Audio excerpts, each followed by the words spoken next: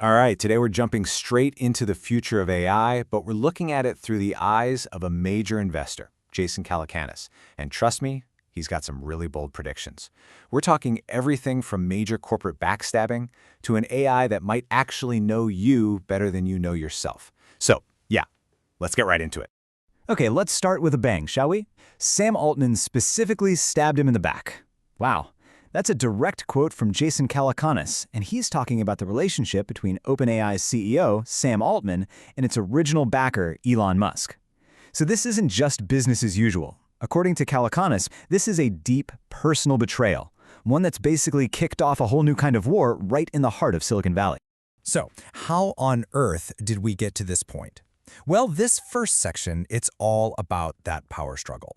It's really a story of a partnership that just completely fell apart, and in the process, it splintered the entire AI landscape and, you guessed it, created a brand new, super fierce competitor.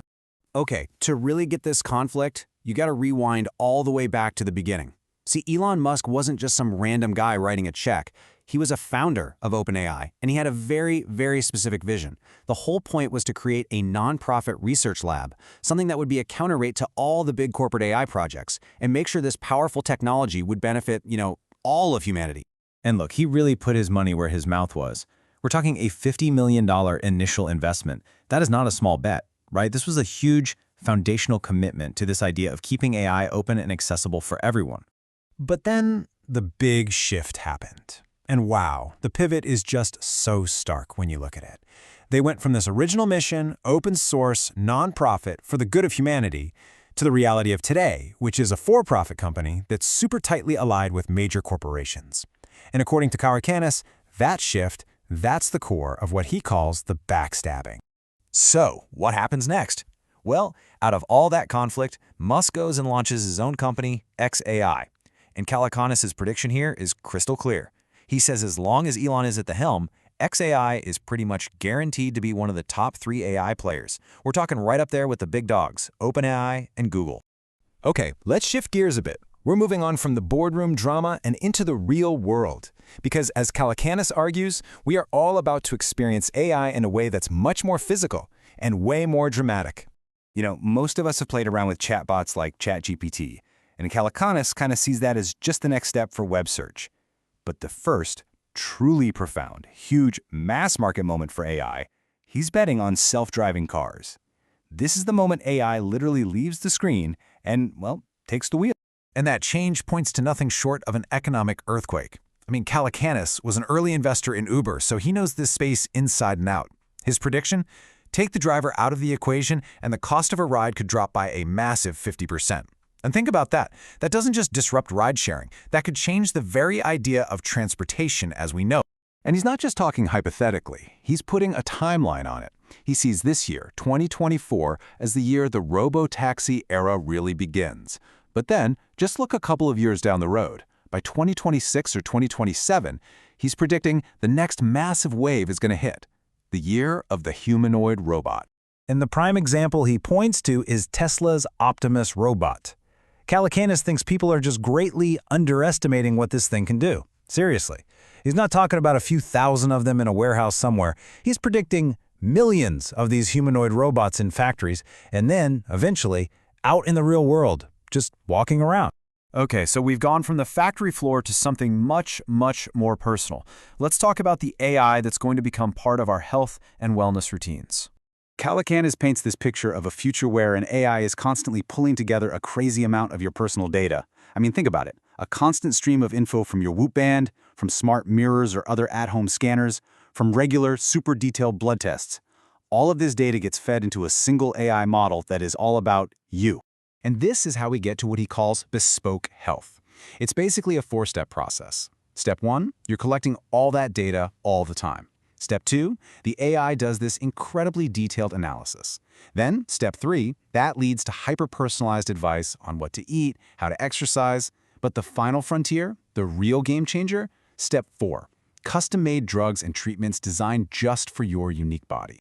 Yeah, that quote really hits the nail on the head. We're not talking about generic health tips anymore. This is actual healthcare that is completely custom-made for each person. That's a level of personalization that, frankly, has just been impossible up until now. But wait a second, what about privacy, right? That's a huge question. And this is a really critical point Calacanis makes. He argues that for any of this to work, the heavy-duty AI processing has to happen locally, like on your phone or on your laptop. This is what people call edge computing, powered by chips from companies like AMD. It's the key to keeping your super-sensitive health data from just being uploaded to some giant server in the cloud. And that brings us to our final section. And really, the billion-dollar question, isn't it? All of this amazing tech, it costs a fortune to build and run. So who's going to pay for it all? It's time to follow the money and figure out what AI's ultimate business model is going to be. So right now, if you look at a company like OpenAI, the estimates suggest that about 3/4 of their money comes from you and me, consumers paying those monthly subscription fees. But Calacanis is convinced this is just a temporary thing. He predicts that if this stuff is ever going to reach mass adoption, it has to be free for the user. So what's the model then? Well, the one he sees winning out is the exact same one that's dominated basically every mass media technology that came before it. Advertising. Yep. Just like TV, just like Google Search, the core AI services are going to be free for you, the user, because the advertisers are the ones who'll be paying the bills. And this is where we see the absolutely massive leap we're about to take in advertising. Think about it.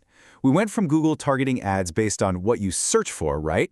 Then we went to Facebook targeting ads based on who you are. The next phase? It's predictive AI. It's about targeting ads based on what you will want in the future. I mean, this isn't just about slightly better ads. It's a fundamental shift from reacting to what we say we want to anticipating our desires before we even know we have them. So in this brand new advertising game, who's holding all the aces? Well, Calacanis says it all comes down to one thing: distribution. His top picks for the winners: Google, because of all that search data; Meta, with its massive social graph; and interestingly, xAI's Grok, because it's plugged right into the real-time global conversation happening on X. And all of this, it leaves us with one last, pretty provocative question. Look, this technology promises a future that's incredibly convenient, super efficient, and gives us this amazing personalized health. But as we move away from technology that just responds to us and into technology that predicts us, you have to ask, when the AI knows what you want before you do, who's really in control here?